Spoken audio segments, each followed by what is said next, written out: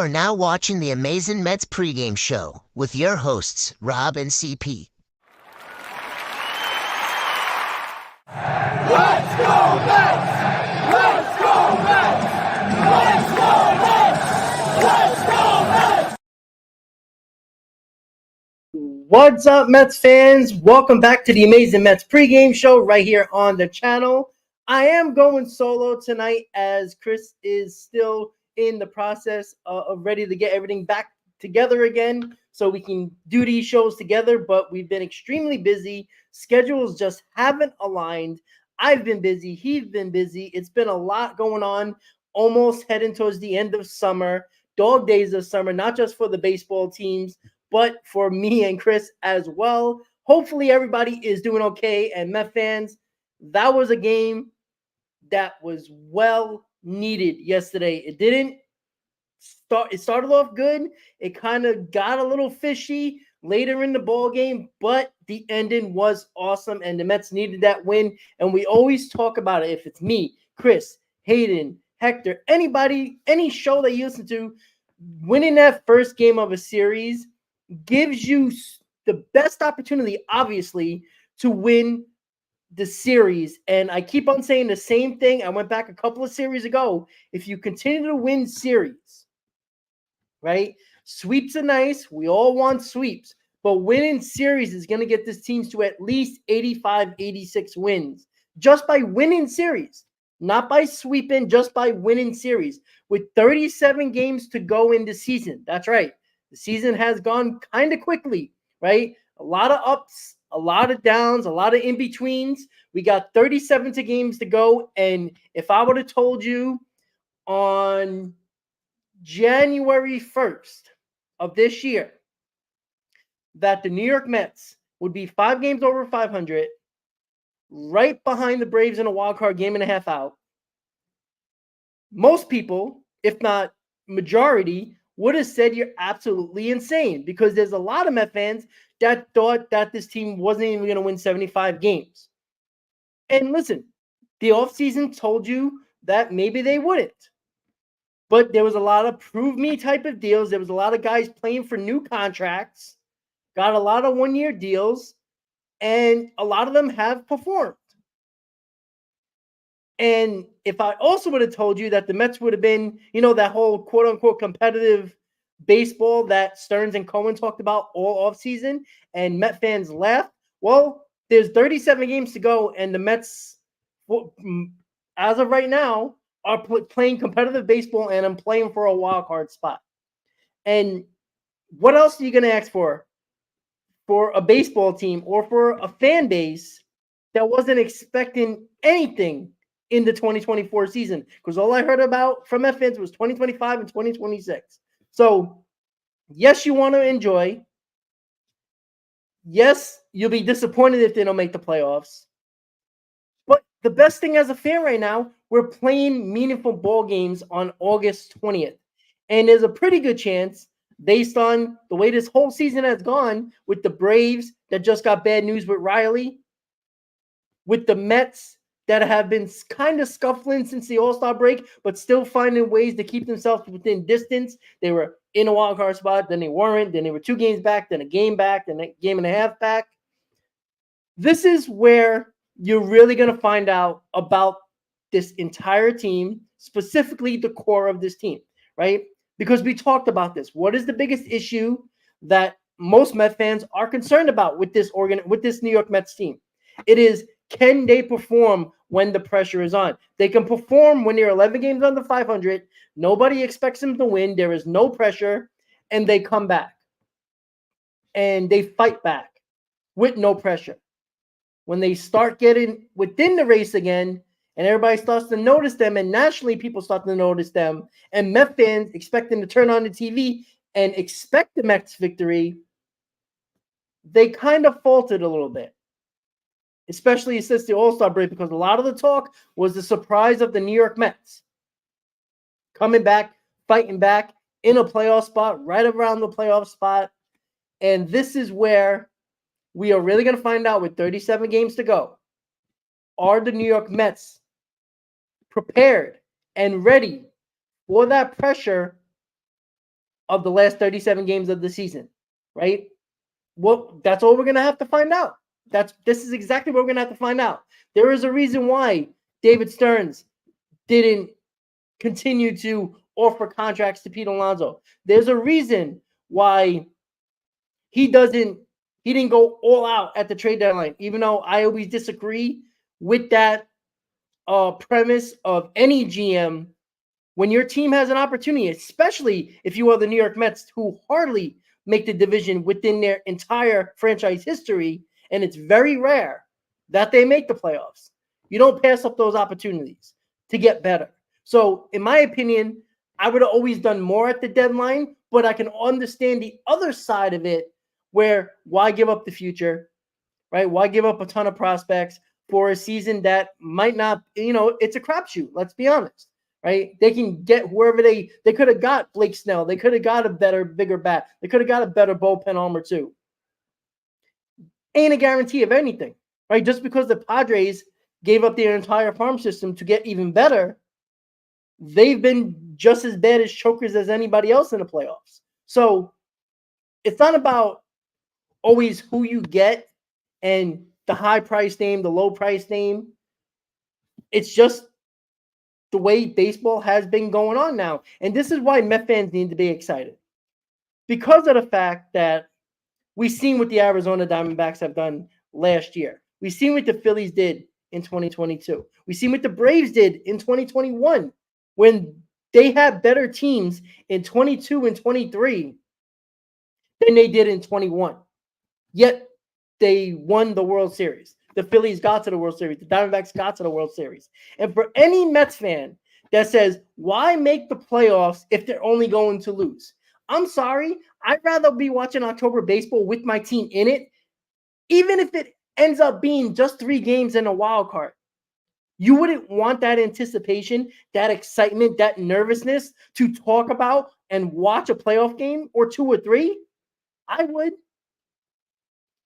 Because you just never know. And in the Mets history, they've made the playoffs in seasons where they were not expected to really do anything that season.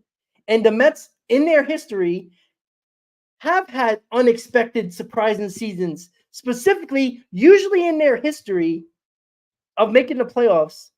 It's usually where nobody believes in them.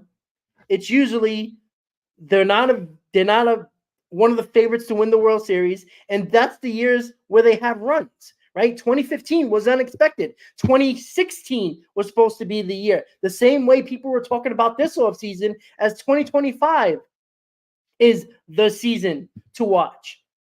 When 2024 was a throwaway, because 2015 was supposed to be a throwaway. Go back to spring training of 2015, right?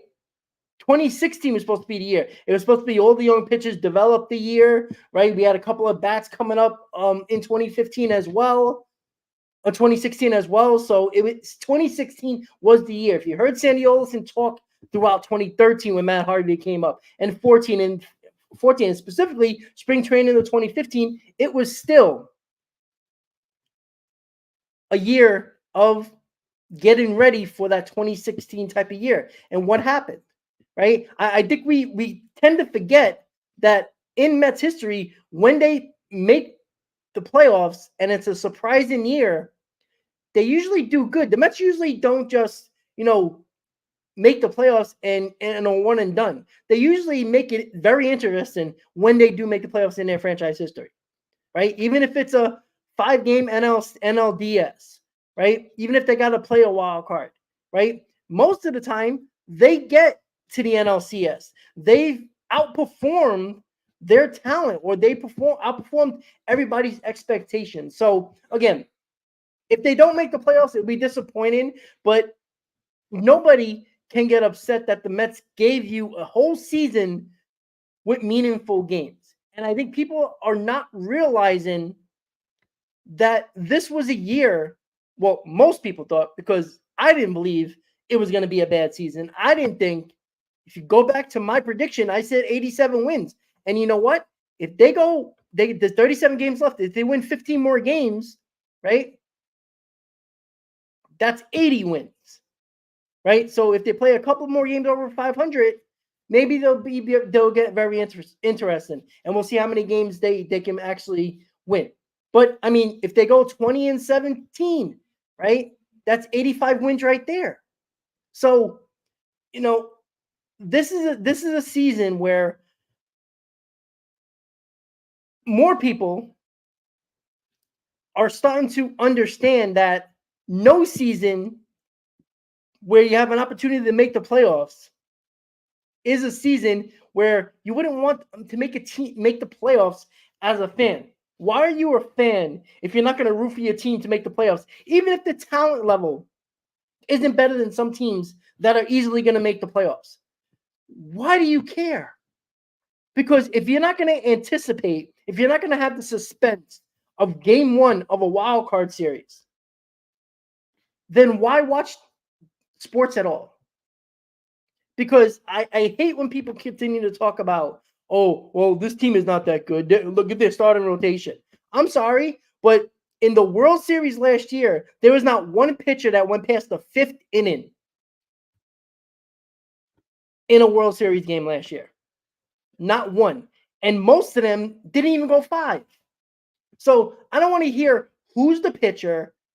The fact is, if you got quality starters that give you quality starts in the playoffs, this is not 1994, 95, where pitching dominated the sport. Pitching doesn't dominate the sport anymore. Pitching doesn't ultimately win you World Series, right? Yes, there's always this one pitcher that pitches well, but again, go back to the World Series last year. There was not one pitcher that went past the 5th inning. So what did it ended up being? It ended up being offense that took over games, or the bullpen pitching pretty well. Each team is out scoring each other by a lot. There were a lot of high-scoring games in that World Series. So I appreciate that you don't expect this Mets team to win the World Series or do any damage in the playoffs, but enjoy the ride. I think we tend to not enjoy this ride. And it's annoying because this was a year where we should have been sellers, right? According to most people. We should be playing out the string and talking about 2025. There's no need to do any of that. There's no need to talk about 2025. 2024 is where we're at, right? I see people talking about Marte. I see people talking about Winker. I see people talking about the game today and the game yesterday. That was an exciting-ass game yesterday. Right? And we're going to get to yesterday's game because I'm frustrated by the people that were complaining that Mendoza should have took out David Peterson when he was pitching well. Yes, he gave up the lead. And everybody wanted Jose Buta. Wonderful. Everybody just assumes, which always pisses me off, that anybody that they say should have been in the ball game would have got the job done. And then if David Peterson would have got taken out in the 6th inning, people would have bitched because why couldn't he go 7? And if Jose Buta would have given up the runs, people would have bitched that David Peterson was out of the game. David Peterson was pitching well. He deserved that 7th inning, right? Yes, he got a little flustered. He did balk in a run. Yes, he gave up the home run. But he's been one of your most consistent pitchers in the entire season. A guy who is going to give you length at the very least. And he's been giving you really good starts. Why aren't you going to trust a guy who now is probably going to be one of your 3 starters in the wild card game, in the wild card series if you make the playoffs? Because I tell you right now, I want Severino, Manaea, and David Peterson in the 3 wild card games. Quintana could be that flex guy in the bullpen if one of your starters kind of don't have it early in the game. It's important to realize that why aren't you trusting guys that have given you quality to really good starts and just take them out? Because we just assume the next pitcher that comes in is going to do the job. And don't do that. It's Monday morning quarterbacking all over again. David Peterson deserved that 7th inning. You could, yes, I understand you could have took him out halfway through the inning. But at some point, I want my manager to go out there and trust the guy that's on the mound. Let the guy finish the job. All I heard Met fans, when guys were coming out in the 5th inning, not finishing the 6th inning and with 2 outs, let him finish the job.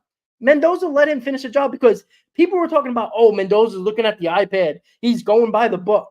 No, he didn't. He went with his gut. David Peterson, if they were going to go by the book, would have been out of that game and not pitching the 7th inning. Now, would it have worked out and it would have been a nice coasting game, 7th, 8th, and 9th, if he would have took out Peterson? We don't know that. It's a Monday morning quarterback situation again, where everybody is going to contradict every move that didn't work out. Because I didn't see people on X complaining that David Peterson was in the ball game until he started to fluster a little bit. Oh my God, they should have took him out. Why'd you put him in the 7th? The fact is, yes, he gave up the balk, he gave up the home run, gave up the lead, but he finished the inning. He didn't completely give the Orioles the lead. And then Buto came in, did his job in the 8th. Diaz came in the 9th, put up zeros. And then we had the dramatic moment of Francisco Alvarez swinging 3-0 to win the ball game with a game-winning home run. It's unfortunate that we're still complaining about a manager that has proved many people wrong. There was a lot of people that laughed at the Mendoza hiring. People can't wait to criticize Mendoza at every aspect of when things go wrong, like he's the only manager that makes the decision that doesn't work out. Has there been decisions this year that I didn't agree with and that didn't make sense? Yeah, find me a manager that didn't make that. The same manager who kept calm when they were 11 games under 500, who could have blew up, who could have, folded under the pressure. Because the one guy who had the pressure when they were 11 games under 500 was Mendoza, when people were saying he's not ready for the job. He's going to get fired. There was a lot of people saying that. And Carlos Mendoza kept his cool, kept his composure, believed in his team. Players started to believe in him, and they fought back. This is the same manager. There's a pretty good chance he might be, maybe he might be the manager of the year. I would be shocked. I think it would be amazing if the Mets make the playoffs. Mendoza deserves manager of the year because this is a guy that was going in with no expectation. A team, most people thought that weren't going to win 75 games. Yet, he has his team. There's a pretty good chance that they're going to win because, again, even if they go 3 games over 500 in the next 37 games, that's 85 wins. Just going 3 games over 500. Nobody expected that. Now, manager of the year, I want to make the playoffs. And then I think he deserves it. But to criticize a manager who was trusting his player, right? This wasn't, taking, I agree easy. I think it is going to be the Brewers manager, who was one of the finalists to get the Mets job as well, which was Murphy. So, easy. Me neither. I didn't think the Brewers would be good either. Right? I mean, the Central kind of had a down season because people were expecting the Cubs to be better. And that really didn't work out. Right? The Brewers been consistently good all year. But they've been better than a lot of people expected. But yeah, and that's the other thing I'm considering, other teams, right? There is no dominant team like in years past. Like there was always one team that was just dominant and you're like, damn, who's going to beat this team, right? This year, nobody's really been a dominant team, right? Even the Dodgers, right? They're basically the same team, basically the same amount of wins like every other year. Doesn't matter who they have on that team. They're going to win their certain amount of games. They're not running away with a division like they did in years past. And this is with Ohtani. So, they have a lot of issues with the starting pitching. Their bullpen is not as good, right? The Padres obviously always have the talent on the roster, but they also have to prove that they can do it in the postseason. The Arizona Diamondbacks proved that they could do it last year, and they have a lot of guys that are coming back healthy, but there's a couple of guys that are injured as well. Ketel Marte is one on the IL. So there's not a lot of dominant teams in all of baseball. So to have an expectation or a mindset, oh, I don't care if the Mets make the playoffs because they're not going to win anyway, is silly because of the way the crapshoot of the playoffs is now in baseball. There's no dominant team. And all you need, like the last couple of seasons, one hot team going into the playoffs, and they're almost unstoppable. Texas Rangers, who choked their division away at the end of the season to the Astros, won the World Series. There wasn't a lot of people picking the Rangers to win the World Series. They blew their division and then became a wild card team. And they got really hot.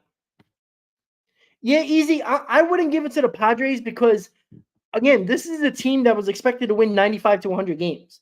They're way too talented to be a team that, have a wild card team, number one wild card team right now. But I know the manager gets voted on the player of the manager of the year prior to the playoffs, so that's kind of contradicting what I'm saying here. But I still feel that the Padres are expected with all their talent to be in the playoffs. This is not supposed to be a question mark, right? They were having a bad season up until the All-Star break, and that's when they really started to pick it up. So, look, the Padres are a dangerous team because of their talent, but they're also a team and the same manager that has failed in the playoffs multiple times, and that was with all-star players, with one of the best rosters in the playoffs, and they failed. So we'll see what happens, but it's important to realize as Met fans is that we got 37 games to go. We're a game and a half out of a wild card spot. The Mets have an opportunity right in front of them. They got 2 more with the Orioles, and they play 7 with the Padres and the Diamondbacks. Those are 2 teams in front of you. You want to make some havoc? Win those series. And stop talking about sweeps, because I say this over and over again. You win series, there's a pretty good chance that the teams that you are chasing aren't going to win all those series either. Right? Win the series against the Orioles. Yes, you would. Again, we all want sweeps. But win the series. Again, if you win the majority of the series over this next 37 games, the Mets are around 85, 86 wins. If they just win the majority, not all, the majority of their series, a couple of 4-game series here, a couple of 3-game series where they take 2 out of 3, take 3 out of 4, split a 4-game series. Danilo Nunez, he was pitching. I know he made a couple of, I think maybe the second rehab start. He should be back in about a week and a half. So that's good news for the Mets bullpen. So tonight, we got Jose Quintana on the mound against Dean Kramer, right? The lineup, great news with Brandon Nimmo. Back in the lineup after a scare when he made that diving catch and then didn't play yesterday. Had the MRI. It came back clean. Great. Again, as much as I criticize Brandon Nimmo, this team needs Brandon Nimmo, right? It can't all be Lindor and Vientos. But last night, the 2 guys we needed to get going did the job yesterday. JD Martinez with a 2-run home run in the first inning. Francisco Alvarez, game-winning home run in the bottom of the 9th. The reason why I think Francisco Alvarez is the key to this entire lineup is because the energy that he provides when he is going good, he already brings the energy, but it doesn't really feed off of the rest of the team when you're not doing anything offensively. Did you see that bench when Francisco Alvarez hit that ball and he knew it was out right away? How everybody was just going absolutely nuts, because that's the energy Alvarez brings when he's going right offensively. This guy, if he can perform offensively, and get those. Because remember, Alvarez was solid last year. His average was terrible, but what was he great at?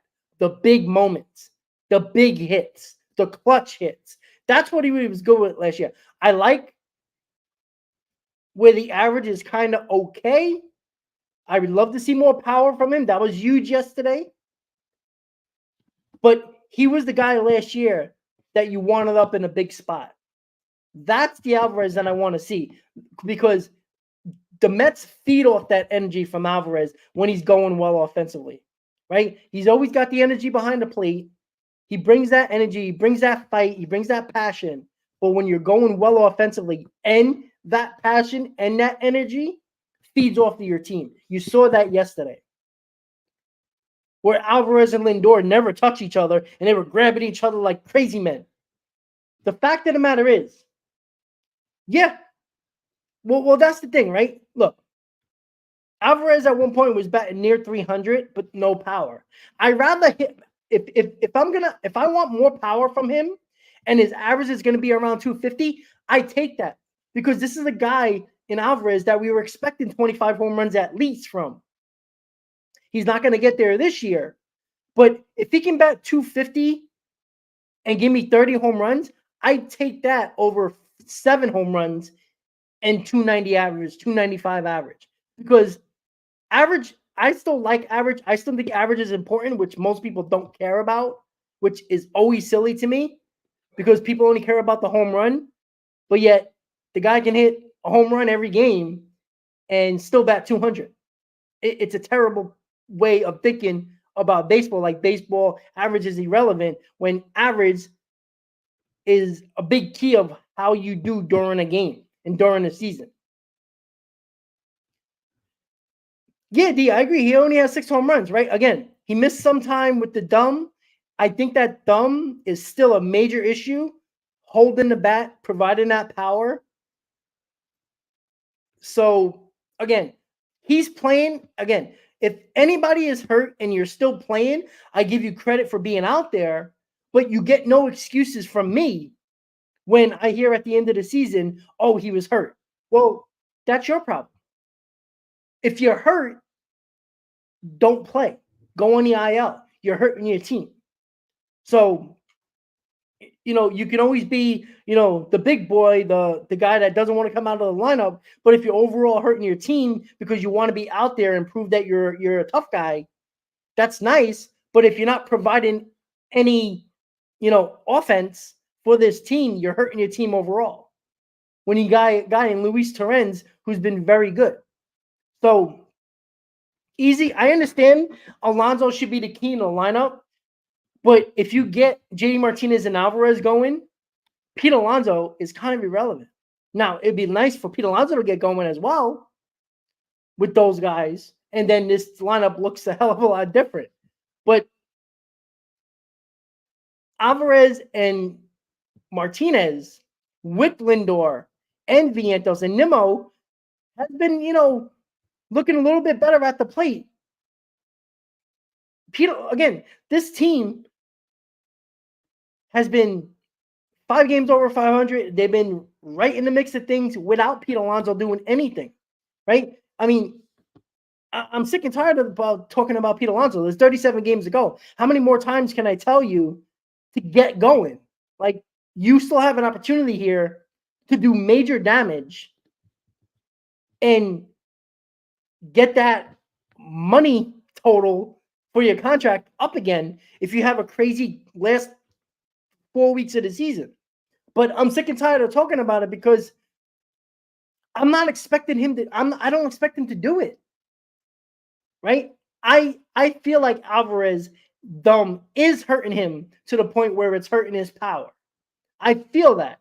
But he's a badass kid. He's a guy that doesn't want to be out of the lineup. He wants to play. And it sucks, because I have 2 feelings about it. Like, if you're hurt, you're hurting his team, especially offensively. But I still like that he's tough as nails. So JD Martinez and Alvarez get going. Now you got 5 guys in your lineup that you got to worry about. And all of them can hurt you big time with the long ball. Martinez, Vientos, Lindor, Alvarez. Even Nimmo has been showing, a little bit more power since he finally got out of that month drought of terrible offensive baseball. So the lineup is very interesting tonight. Great news that Brandon Nimmo is back. I do like keeping Alvarez still at the bottom of the order. I know some people on X that didn't like Alvarez. Just because the guy hits the game-winning home run doesn't mean he should be batting fourth or third or fifth. Keep him at the bottom of the lineup. Don't put a ton of pressure on this kid right now. Let him get right. Hopefully that home run is a big confidence booster. He gets at the plate with confidence. Let him roll at the bottom of the order. He brings a little bit of dynamic at the bottom of the order. You got McNeil still playing well, right? I know a lot of people don't like Jesse Winker. Again, I keep on telling Met fans this. When we got Jesse Winker, people acted like we got Ken Griffey Jr. Guys, this isn't Jesse Winker of the Cincinnati Reds. He's not that player anymore. He's not that guy that can hit 25 home runs and bat 260 and can be an everyday player, right? And can be a consistently good everyday player. All right, we got to understand that. Jesse Winker was replacing DJ Stewart. Because of the Marte injury, Jesse Winker was much more needed in the starting lineup. He's still going to be needed because they're not playing Marte every day to keep him healthy. Right? You see what happens when Marte's in the lineup. Right? The guy is a hitting machine. He can still steal bases. But you can't wear him out either coming back from injury. So you're going to see Winker a little bit more. Right? But the way Met fans talked about Jesse Winker, giving freaking Jesse Winker a standing ovation for what? He's a bench player. That is so annoying. That pissed me off to the high heavens. Met fans are smarter than that. But they knew, at least I understood, that this guy he's going to be a productive player for this team. He's going to be needed on this team. He's a really good bench player. He was one of the better bats on the market. If you look at just overall totals and stats and what he was doing with the Nationals. But he's not a guy that, is going to make or break your season. But he's going to help this team. So he's going to be in a lineup more often than not, especially with Nimmo. I think the Mets are going to take it easy with Nimmo. I don't think you want to overdo Nimmo because it's a clean MRI, but you just never know, right? It takes one little dive here, one little bad swing there with Nimmo, and who knows? But he's back in the lineup. Winker's going to be playing because of Marte just coming back from injury. And Tyrone Taylor is going to get a lot of playing time as well when Bader's not playing. So, and that's why Marte's not in the lineup today. You got to take it easy with Starlin Marte. This is the guy that had a deep bone bruise. That is something that, yes, can heal. But again, Marte's up there in age. You don't want to look. Marte is a guy you want for the remainder of your games available, not hurt. We saw what happened in 2022 when Marte was out of the lineup. I know it's 2 different years, but Marte is still a guy I want in this lineup in big moments. This guy is a hitter. This guy is dangerous on the base path. So keep him healthy. If there's a big spot in the game, late in the game, you can always pinch hit Marte for Winker. Winker for Marte. You can always do that. So yesterday's game was awesome. It was the game one of a series, always important. The Mets found a way to win. I think we overcompensate and overthink how we win a game. It boggles my mind why people think that how you win the game or even how you lose the game really matters. At the end of the day, if you win, you win. If you lose, you lose. Who cares how it happened? Right? People were still bitching about David Peterson. Guys, you won. Who cares? We're infatuated. We're obsessed with how you win or lose.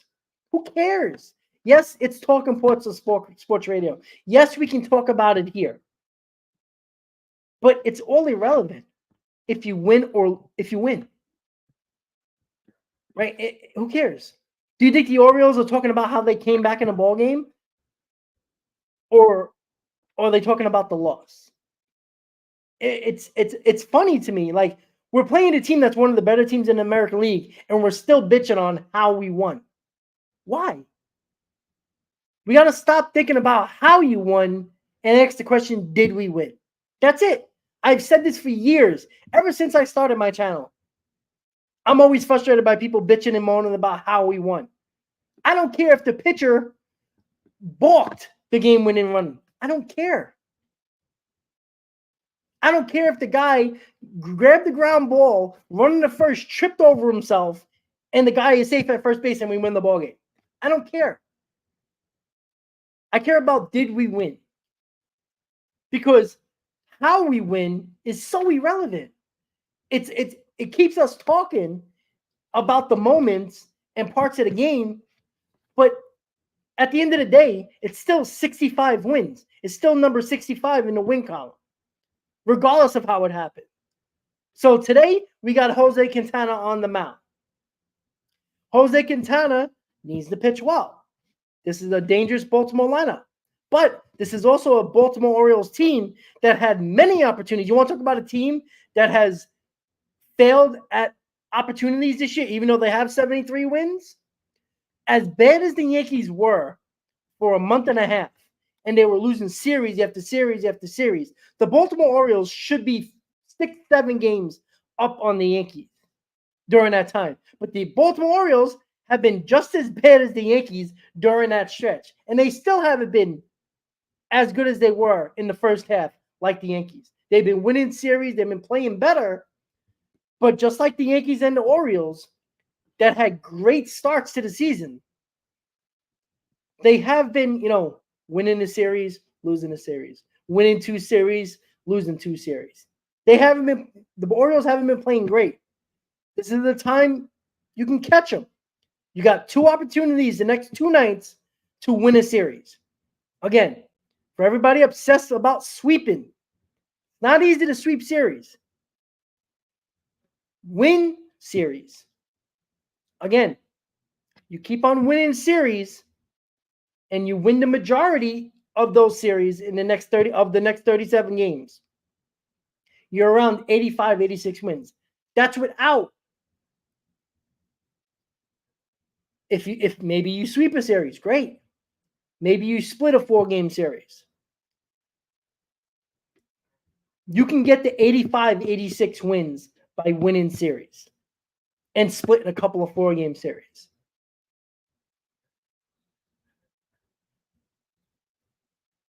Well, Frank, why are the Mets aren't 15, 20 games over 500? I mean, but again, you could say the same thing about the Braves. You could say the same thing about a couple of teams that are behind the Mets. You could say about the Padres and the Diamondbacks. Yeah, they're playing really well. But again,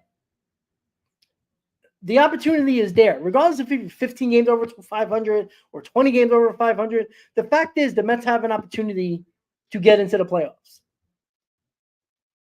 As I predicted a few months ago, I felt like the third wild card was more approachable throughout the season. It ended up looking like a month ago that it was going to even be the first and the second wild card. Now, it's still possible to get that second and first wild card. You're playing the teams in front of you next week or in the next couple of days. So in the next week, you're playing the teams that are in front of you. You want to get to that second and first wild card? Beat them. But just focus on making the playoffs. Focus on that third wild card. Why I say that? Because you're within striking distance or get above the Braves. You face the Braves at the end of the season, second to last series of the year.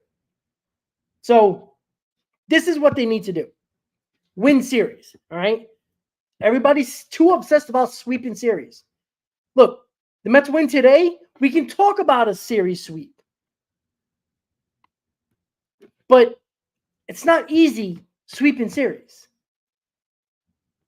Win series, and you'll be there at the end. I'm not going to say you're going to make the playoffs, but you'll have 85, 86 wins. That seems like the number because the Braves are not running away with anything. They also have to win series. They play the Phillies next, if I'm not mistaken. They did lose one of their better players in Austin Riley. So we'll see. But win series, and I guarantee you the last two series of the year are going to determine if the Mets are going to make the playoffs. And how great would it be that the second to last series of the year is against the Atlanta Braves, and that series is going to probably determine if the Mets or the Braves are going to make the playoffs. How sweet would that be? If the Mets, now it's not, taking the division over, but knocking out the Braves out of the playoffs and getting in because you win that series, or however you have to, whatever you have to do in that series to make the playoffs. That's what you want. Would it be nice to get to that series and it's kind of irrelevant? The way the Mets and the Braves have been playing, where it's been a lot of back and forth, up one, down one, in the wild card, out of the wild card, back and forth, these two teams for the last couple of weeks. But get to that point where those last two series of the year, or that series against the Braves, matters. No, committee, we're not getting ahead of ourselves. We keep on saying it. We said that 2 months ago. Let's not get ahead of ourselves. We have 37 games to go. Unless the Mets completely fall apart in the next week, which I don't expect them to do because I don't trust the Padres and the Diamondbacks. All right? Those are teams that are beatable, right? Just because they've had a month stretch of a hot streak, everybody's afraid of them. They also played 3.5 months of bad baseball. So we have an opportunity here. Excuse me. The Mets have an opportunity to do what they need to do. And for the most part, they control their own destiny. You win games, there's a pretty good shot you're going to make the playoffs. Again, what is the key? Win series. You win game one of a series in a 3-game series, you got a great opportunity. I'm not breaking any news here, guys. You understand this. You got 2 opportunities here to win a series. Right? Win today, we'll talk about a sweep tomorrow. But stop getting people, committee, you just talk about don't get ahead of yourself. That's what Met fans do. We go into the Marlins series. The series didn't even start yet. Oh, we got to sweep the Marlins. Oh, we lost 1 game against the Marlins. Oh, we got to sweep the Orioles. That is overthinking and thinking ahead of yourself. Win series. Go into a series winning that first game. Go into a game just thinking about that game. Don't worry about tomorrow. We'll see what I've been saying about this team and this core for a couple of years now. The pressure is on. 1.5 games out of a wild card spot. Playing the Orioles. Playing 2 teams you're chasing in the Padres and the Diamondbacks. We're going to find out. And this is a year that changes can happen based on contracts. If this team folds under the pressure with 37 games to go and don't get the job done, we'll have an offseason talking about things need to change because you can't bring back the whole family once again and expect different results, regardless of who you put around. But I tell you this right now. If next year you want to build around Lindor and Nimmo, I'm not complaining. Because last time I checked, Lindor is an MVP candidate. He's not going to win because of Ohtani, but he'll get a couple of votes. Definitely going to have a 30-30 season. Lindor he's had a bad April It would be great if you can get April going a little bit and parts of May. But even if you look at his numbers in May, in like the second week of May, he's been really good ever since. He's been the Mets' best player. So with that said, guys, in about 15, 20 minutes or so, the New York Mets face the Baltimore Orioles, Jose Quintana and Dean Kramer. Mets lineup for tonight is Lindor, Vientos, Nimmo. Great news about Brandon Nimmo. JD Martinez cleaning up. Pete Alonso batting fifth. Jesse Winker batting sixth. Francisco Alvarez with the game-winning home run yesterday, batting seventh. Jeff McNeil batting eighth. And Tyron Taylor playing center field and batting ninth. The Mets are 65-60. 1.5 games out of a wild card spot behind the Braves in the wild card standings. Mets have an opportunity to win another series with 2 games left to go against the Baltimore Orioles. And then we head to the West Coast to play 7 against the Padres and the Diamondbacks. Once again, guys, win series. Don't get that out of your mind. There's too many Met fans. As soon as they get into the series, we got to sweep. If you're thinking about just a sweep, obviously you're going to be disappointed when you take 2 out of 3. Stop thinking about sweeps, right? When you win the second game, then you can talk about a sweep. But it's not a failure if the Mets win today and lose tomorrow. That's not a failure. That's another series win. That means the Braves have to counter that series win. So they face the Phillies. If the Mets win 2 out of 3 against the Orioles, the Braves got to counter that and win the series against the Phillies. If not, the Mets gain a full game within those 3 games of a series. That's why you got to think like that. Because one hiccup from the Braves and you win a series, you're back in a wild card spot. That's how quickly it can happen. Remember, a month ago, the Padres were 2.5 games out of a wild card spot. They're the number 1 wild card team.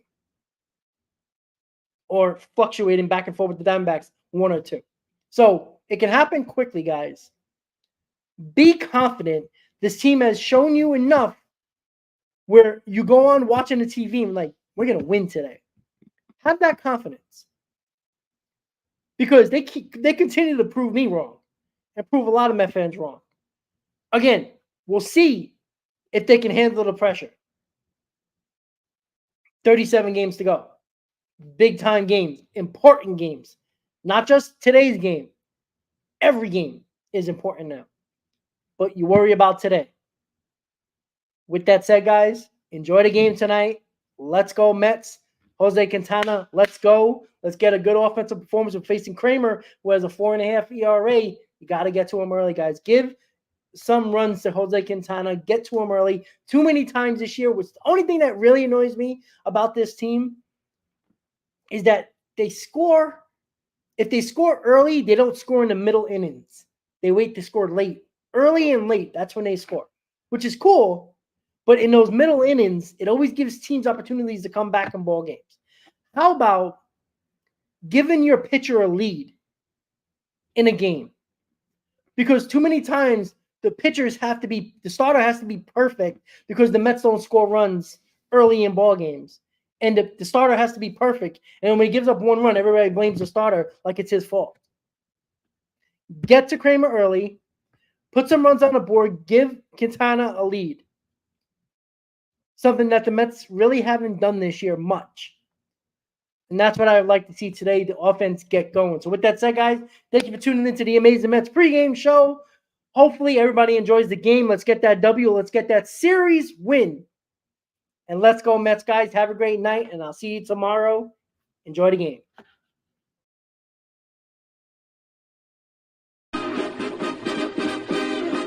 Meet the Mets, meet the Mets.